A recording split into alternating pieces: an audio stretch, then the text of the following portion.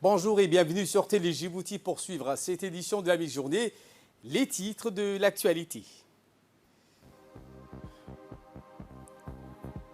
Première réunion du comité du programme statistique et de méthodologie au Djibouti Palace Kepensky dirigé par le ministre de l'économie et des finances chargé de l'industrie, M. Ilyas Moussa Dawale. Et cette coopération entre la Banque africaine de développement pour un renforcement des partenariats stratégiques. Et dans l'actualité internationale, les contaminations repartent à la hausse en Europe dues à l'Euro 2021. Voilà pour les titres. Merci si vous nous rejoignez sur Télé Djibouti. Le Premier ministre Abdelkader Kamil Mahamad a reçu ce matin à la primature la directrice générale de la région Afrique de l'Est pour la Banque africaine de développement, la BAD, Madame Nena Waboufo, a été introduite auprès du Premier ministre par le ministre de l'économie et des finances, chargé de l'industrie, M. Dawale, et le ministre de l'agriculture, de l'eau, de la pêche, de l'élevage et des ressources halieutiques, Mohamed Ahmed Awale. Les discussions ont porté sur les voies et moyens de développer les échanges et le partenariat entre Djibouti et la BAD. La directrice régionale de la région de l'Afrique de l'Est a déclaré très heureuse de travailler avec le gouvernement djiboutien dans le processus de développement initié par le chef de l'État. Après ces quelques mots de bienvenue, le Premier ministre Abdelkader Kamil Mahamad a décoré Mme Nena Waboufo, directrice régionale de la région de l'Afrique de l'Est, de la médaille du chevalier de l'ordre du 27 juin.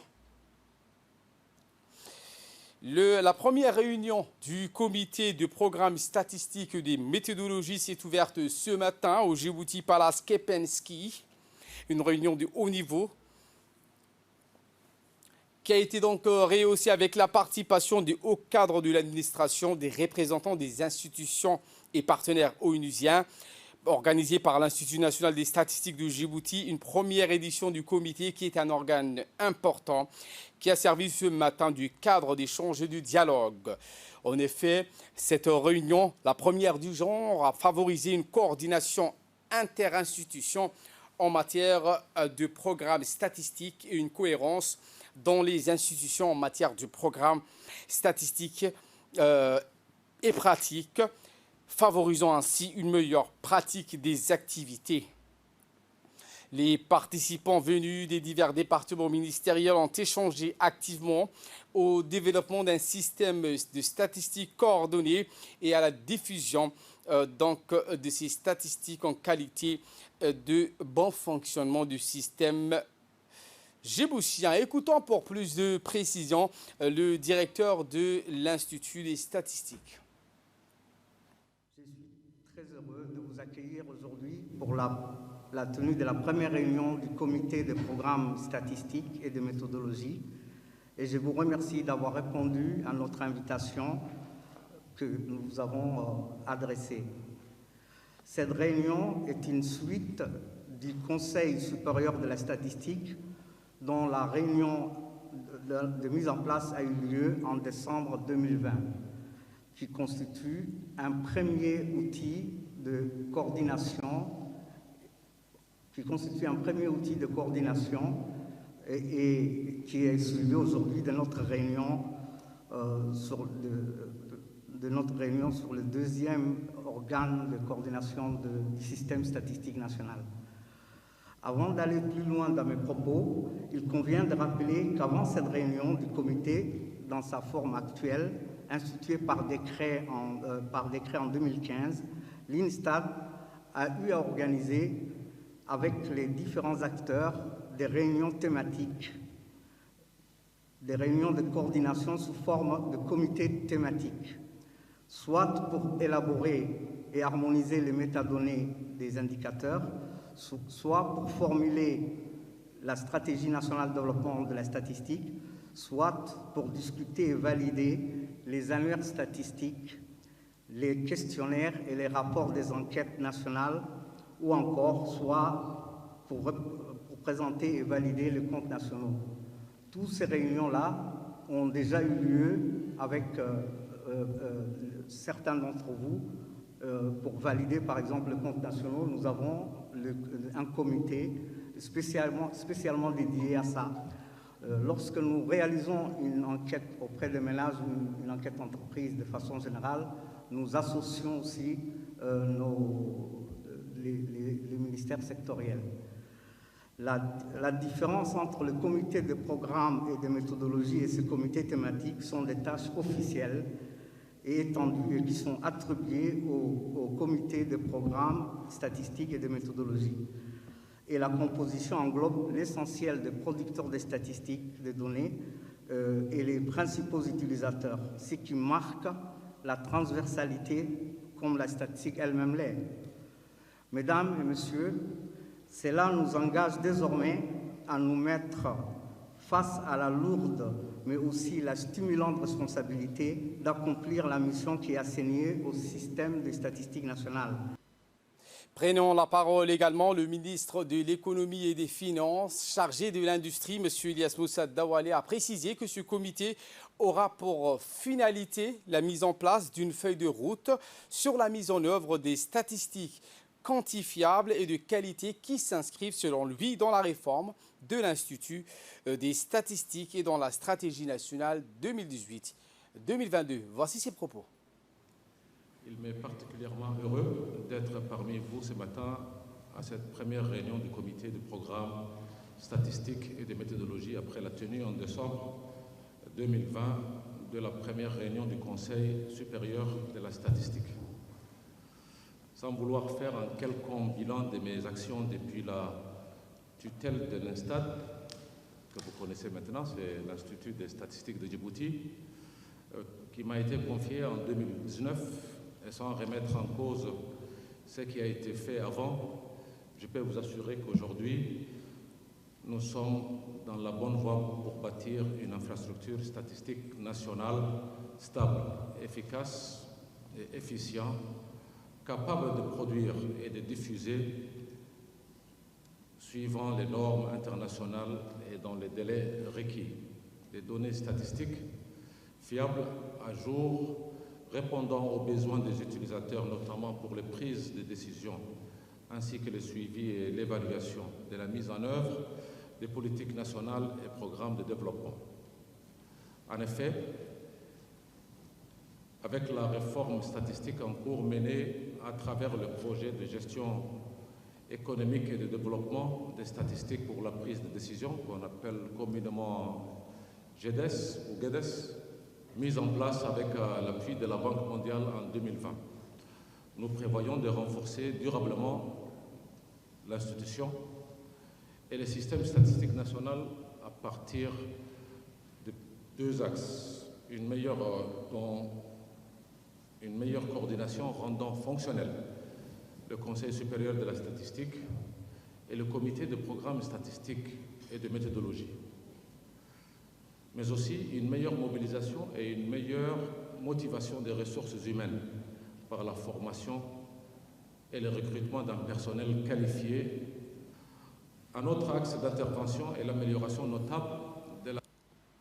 Autre actualité de ce 15h, le ministre des Finances et de l'Économie, Ilyas Moussa Daoualé, accompagné du ministre de l'Agriculture, Mohamed Ahmed Awalé, du ministre des Infrastructures et de l'Équipement, Hassan Hamad, de la ministre des Affaires sociales, Ouloufa Ismail, le ministre délégué chargé de l'économie, Mariam Hamadou, le directeur général de l'ADR, Soubana Saïd Ismail, s'est réuni donc avec la directrice régionale du groupe de la Banque africaine de développement, Mme Nena Waboufo, et son staff présent à Djibouti pour une visite de travail. La rencontre qui s'inscrit dans le cadre d'une prise de contact a permis d'établir le dialogue et faire le point sur les différents projets de grande envergure en cours et échanger ainsi des informations pertinentes sur ces projets prioritaires. À l'ordre du jour de cette journée, les domaines évoqués ont porté sur les financements du projet d'interconnexion, celui du corridor Djibouti-Somalie-Somaliland, le projet de géothermie et bien d'autres projets. Le ministre donc, de l'Économie et des Finances a remercié la directrice des BAD pour l'Afrique de l'Est. Voici ses propos. Et donc, ce matin, nous allons pouvoir faire un peu le point sur le portefeuille avec la Banque africaine de développement et surtout des activités que nous allons déployer dans les prochaines années, dans le court terme, Inch'Allah. La Banque africaine de développement est un partenaire important. C'est une banque africaine et donc c'est une banque djiboutienne. Et nous sommes très contents du travail réalisé entre l'institution panafricaine et la République de Djibouti. Nous pensons, compte tenu du contexte mondial, mais également continental et national, à redoubler d'efforts. Et à ce titre, je tiens ici à encore renouveler le remerciement et la reconnaissance de Djibouti pour l'appui rapide et conséquent que la banque a réalisé pour aider Djibouti durant donc le début de cette crise du Covid. C'est un plaisir de vous accueillir ici à Djibouti pour faire le point sur notre portefeuille, sur le portefeuille de Djibouti, qui est divers et qui comprend entre autres la résilience, la lutte contre la pauvreté, la lutte contre la vulnérabilité, mais également qui comprend des projets à venir et qui sont des projets phares, notamment le financement de la deuxième ligne d'interconnexion entre Djibouti et l'Éthiopie. Nous avons également d'autres projets en cours, notamment sur le corridor de Djibouti, Hargeisa, Ouadjaleh sur l'Éthiopie.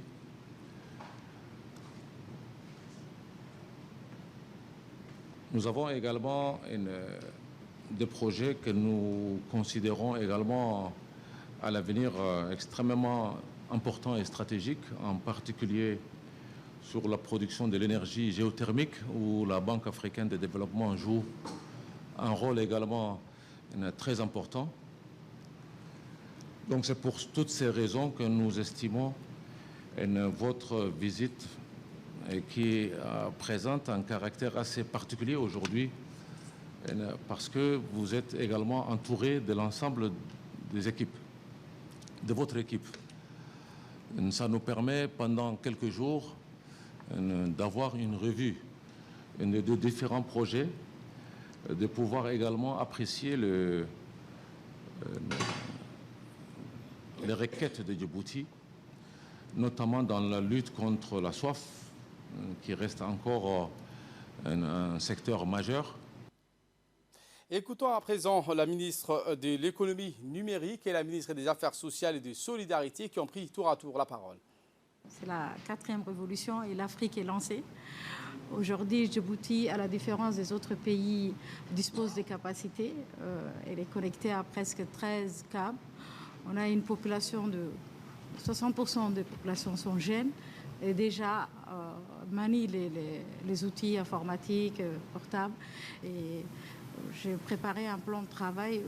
Je sais qu'on aura une table ronde, le ministre des Finances m'a promis. Et chaque partenaire, pour ne pas se marcher sur le pied, on va essayer de soumettre nos priorités. On aura à faire un schéma directeur, les cadres légaux, formation des jeunes dans le domaine du numérique et d'autres activités. Surtout, le président, dans son programme, a promis le financement du secteur privé dans la transformation du numérique. Et aujourd'hui, si on veut sensibiliser le secteur privé, les entreprises privées, il faut à côté avoir des lignes de financement. Et je crois que c'est la mission de notre gouvernement à mettre à la disposition du secteur privé comme le secteur public les financements. De remercier l'ensemble de l'équipe de la BAD pour le financement des infrastructures socio-économiques à Djibouti, des infrastructures socio-économiques de base à travers le prépude BAD et le Parisair. Cela découle des schémas directeurs des villes de région que vous avez financés et qui est un document de référence pour les investissements dans la région. À travers le Parisaire, nous avons donc pu financer de l'extension du collège de Damerjo, des réseaux d'eau dans les régions et les échoppes à Arta. Nous avons prévu également de financer à travers donc, vos financements des gares routières, des casernes de pompiers, etc.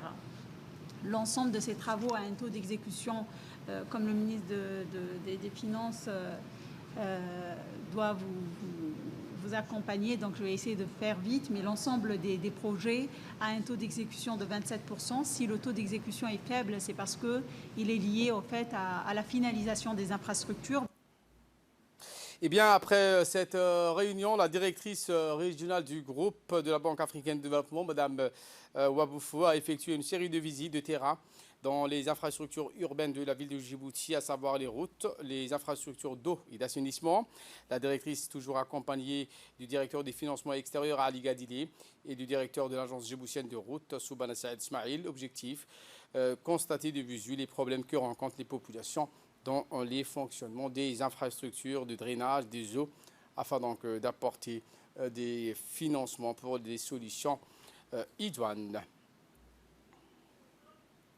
Tôt dans la journée donc, de ce jeudi 30 juin, une forte délégation ministérielle conduite par le ministre de la Défense chargé des relations avec le Parlement, Hassan Omar Mohamed, comprenant entre autres le ministre de l'Intérieur, Hassan, et le ministre du Travail chargé de la formalisation et de la protection sociale, Ismail Ibrahim Roblé, s'est rendu à Mariama accompagné du chef d'état-major général des armées, le général de corps d'armée, Zakaria Cheikh Ibrahim. Bien, une cérémonie de clôture de formation militaire initiale de jeunes recrues au sein de l'armée djiboutienne. En effet, dans le cadre de la montée en puissance des forces armées djiboutiennes et de la politique de rajeunissement de ces cadres, l'armée a procédé au début de l'année 2021 à un recrutement ciblé de jeunes parmi la population civile, hommes et femmes confondus. 1118 sur les rangs, lieutenant-colonel Mohamed Jamal Rayad, chef de corps de l'école militaire président Bled, à 11h.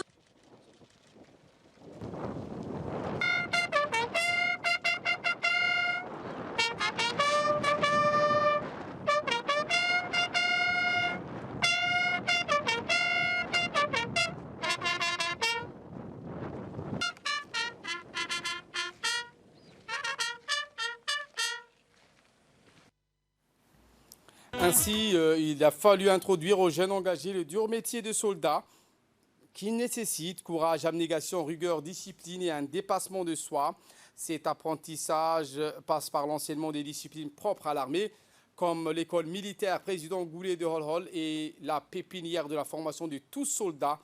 Et en raison du fort nombre de candidats, 1300 jeunes recrues, il a été décidé de conduire cette formation à Mariama, répondant aux instructions du chef de l'État désireux de s'engager pour la jeunesse djiboutienne et s'inscrivant dans les cadres de la lutte contre le chômage. Le personnel retenu a été réparti sur les sites de Mariama pour le personnel masculin et de Holhol pour le personnel féminin. À cet effet, une partie des instructeurs et l'encadrement propre des l'école militaire a été dépêché à Mariama pour assurer une formation de qualité axée sur le métier noble du soldat.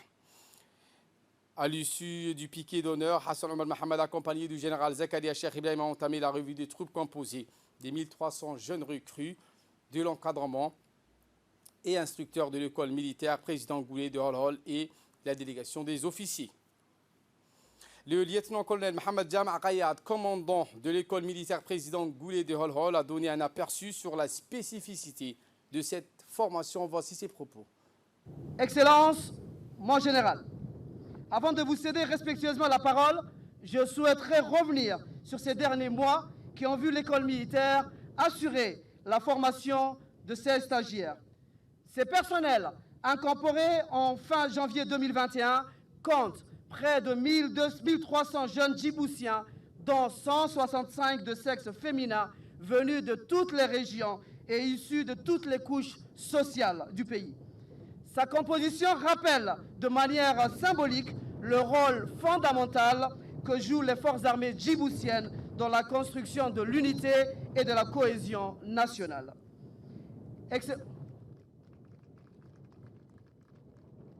Excellence, mon général, comme l'a dit le président de la République, son Excellence M. Ismaïl Omar Guelleh en janvier 2016, lors de la convention de l'UMP, je cite, « Il y aura toujours ceux qui parlent, mais il y aura également ceux qui agissent.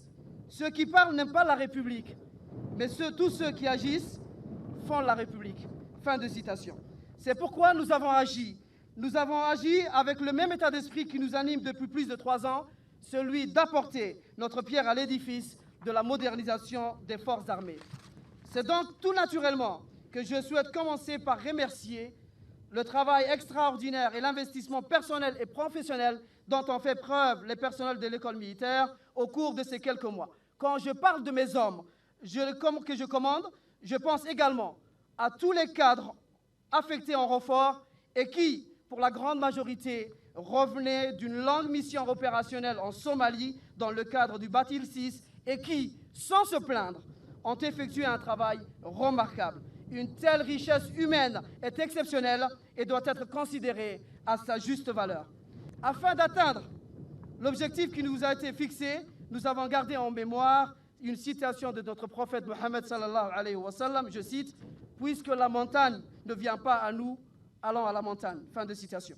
Aussi, nous n'avons eu de cesse de travailler tout en surmontant les difficultés du quotidien. Excellence, le résultat, vous l'avez devant vos yeux. Des stagiaires fatigués, mais fiers de ce qu'ils ont accompli. Des cadres compétents, fiers de ce résultat. Jeunes recrues du contingent 2021, vous êtes rassemblés sur cette place d'armes ce matin en présence des plus hautes autorités militaires et civiles du pays, afin de confirmer le serment qui vous lie désormais à votre nation.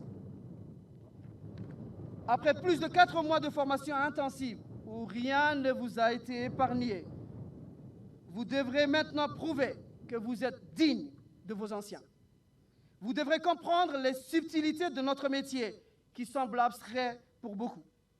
Vous devrez, au-delà de vos différences, vous rassembler autour d'un même idéal, celui de la patrie et de la fraternité d'armes. Quoi de mieux que notre drapeau pour symboliser tout cela? Le chef d'état-major général des armées, le général de corps d'armée Zakaria Cheikh Ibrahim a tenu à s'adresser aux jeunes recrues pour leur remercier d'avoir fait le choix de servir la nation sous les drapeaux en uniforme. Voici les propos du général. Alhamdulillahi Rabbil Alamin. As-salatu wa salamu ala Rasulillah. Salawatullahi wa salamuhu alayhi wa ala alihi wa sahbihi ajma'in wa ba'd. Nous sommes réunis aujourd'hui au Camp Yaman pour célébrer le banc de stage de FETA au Djir recrues 2021. Monsieur le ministre de la Défense, nous sommes très reconnaissants encore une fois pour avoir accepté de présider cette cérémonie qui marque le banc de formation de ces nouveaux recrues d'un nombre important. Monsieur le ministre du Travail, Monsieur le ministre de l'Intérieur, je tiens à vous remercier pour avoir honoré de votre présence à cette cérémonie. Au cours de ce stage, les stagiaires FETA ont acquis les connaissances des bases de métier des soldats, notamment le règlement de discipline générale, le statut général des militaires, le minimum des armes, mais aussi des exercices physiques et d'endurance. Ceci étant mon mot d'introduction, je laisse à présent la parole au ministre de la Défense, chargé avec le Parlement, qui préside cette cérémonie. Je vous remercie. Et pour sa part, le ministre de la Défense chargé des relations avec le Parlement, Hassan Omar Mohamed Bourhan, a affirmé que ce recrutement au sein des armées découle de la détermination du ministère de la Défense à contribuer dans la lutte contre le chômage conformément à la volonté du chef de l'État, Ismaël Marguerite, chef du gouvernement et chef suprême des armées. Bismillahirrahmanirrahim. Alhamdulillahi Rabbil Alamin. As-salatu was-salam ala ashraf al-mursalin. Sayyidina Muhammadin wa ala alihi wa sahbihi ajma'in. Amma ba'd. Il m'est un plaisir de présider la cérémonie qui nous rassemble ce matin ici, au camp de Mariama. Il s'agit de la clôture de la formation militaire initiale des jeunes recrues au sein de l'armée djiboutienne. Ce sont des jeunes djiboutiens qui ont volontairement choisi de servir leur pays en intégrant les forces armées, dont la mission principale est de garantir l'intégrité et la souveraineté nationale. Ces recrutements au sein des armées découlent de la détermination du ministère de la Défense à contribuer dans la lutte contre le chômage, conformément à la volonté de son Excellence, Monsieur le Président de la République, chef du gouvernement et chef suprême des armées, Al-Hadji Ismaïl Omar Guelleh Ahmed. C'est ce qui justifie la présence de mes collègues, le ministre du Travail chargé de la formalisation et de la protection sociale et le ministre de l'Intérieur qui ont bien voulu prendre part à cette cérémonie. Je leur exprime ici mes remerciements chaleureux et toute ma considération.